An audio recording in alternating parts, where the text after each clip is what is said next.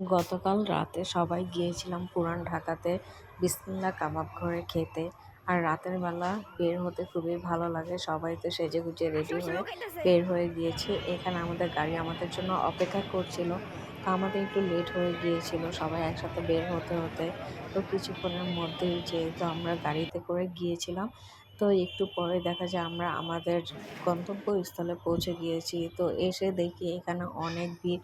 এটা বরাবরে আমাদের যখনই যাওয়া হয় তখনই, যেহেতু আমরা রাতের বেলায় যাই, আর পুরান ঢাকা হচ্ছে রাতের বেলা সবচেয়ে বেশি জমজমাট। এটা সবাই জানে যারা গিয়েছে। এখানে আমাদের কিছুদিন পর পরে যাওয়া হয়, এই খাবারগুলো খাওয়া হয়। এই খাবারগুলো আমি অনেক বেশি মিস করি, কারণ আমার হাজব্যান্ড চলে যাওয়ার পর এখানে খুব কমই যাওয়া আসা হয়। আমরা যখনই যাই তখনই এই চাপগুলো নেই, তারপর হারিয়ালি কাবাব, রেশমি কাবাব, এই প্রত্যেকটা খাবারের স্বাদেই থাকে ওদের অন্যরকম। আর আমরা নর্মালি বিসমিল্লাহ কাবাব ঘরে যতবার খেয়েছি, কারণ ওদের খাবারটাই আমাদের কাছে অনেক বেশি বেস্ট লাগে। ওদের এই টক সালাডটা, তারপর হচ্ছে প্রত্যেকটা রুটির সাথে ওদের এই চাপগুলো মানে সবচেয়ে জনপ্রিয়। আর ওদের এই হারিয়ালি কাবাবের কথা আর কি বলবো, যারা খেয়েছেন তারা তো জানেন এই প্রত্যেকটা মাংস এত বেশি জুসি ছিল যা না বলার মতোই না। সবাই অনেক বেশি এনজয় করেছি সত্যি কথা। আর রাতের বেলা বের হতে যে কী যে ভালো লাগে, কারণ রাতের বেলা কোনো গরম নেই, ক্লান্তি নেই, কিচ্ছু নেই। মানে রিল্যাক্সে আমরা চলে গিয়েছিলাম। আর একদম সবাই মিলে এসে খাওয়া দাওয়া করতে আর ঘোরাফেরা করতে যে সবারই ভালো লাগে, এটা সবাই জানে। খাওয়া দাওয়া শেষে তারপর আমরা এখানে একটু রাতের বেলা হাঁটাহাঁটি করেছিলাম। সবাই মিলে একটি ছবি তুলেছি, সেলফি তুলেছি।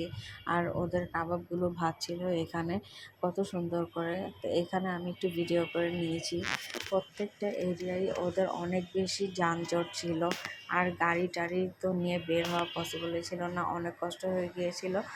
এখানে তারপর আমরা ট্রাই করেছি, এটা হচ্ছে একটা রোয়াবজার মতো কেমন জানি কী ছিল জানি, মানে এটার স্মেলটা ভিতরে কেমন জানি ছিল, কেউই খেতে পারেনি। আর যতবারই আসি ততবার তো এই মাঠার কথা তো আর ভুলবো না। এই মাঠার স্বাদেই থাকে অন্যরকম।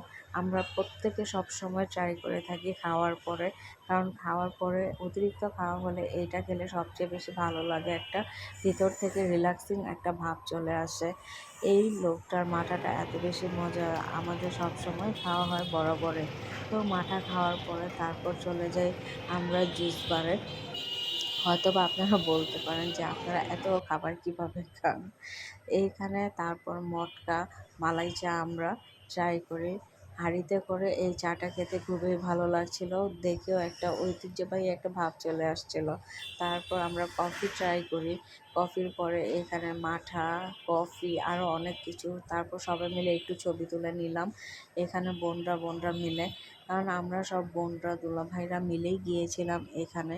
খুবই ভালো লেগেছে। তারপর এই তো ঘুরে ফিরে বাসায় চলে আসি। বাসায় আসার সময় তো মনটা খারাপ হয়ে যায়, ঘোরাফেরা করলে একটু ভালো লাগে। তো যখন বাসার কথা রওনা দিলাম তখনই মনটা একটু খারাপ হয়ে আসছিল। যাই হোক, সব মিলে আলহামদুলিল্লাহ অনেক ঘুরে ফিরে ফেলেছি। সবাই